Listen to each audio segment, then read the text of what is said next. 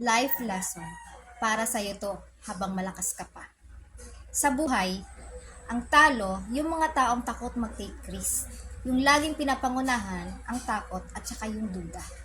Darating ang time na mauubos lahat ng pinaghirapan mo pag umaasa ka lang sa galing at lakas mo. Lahat tayo tatanda at hihina. This will save us a lesson. Hindi habang buhay magtatrabaho ka.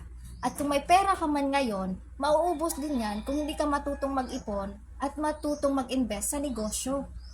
Hindi mo pwedeng iasa sa tao ang future mo. Masakit mong tanggapin, pag wala ka ng pera, dyan mo makikilala ang totoong tao sa iyo. Kailangan prepared ka dahil walang ibang inaasahan kundi sarili mo. Kung may nakita kang opportunity, habang malakas ka pa or may trabaho ka pa, huwag kang matakot sumubok dahil ang oras ay lilipas lang yan kapatid. The more you try, the more you win.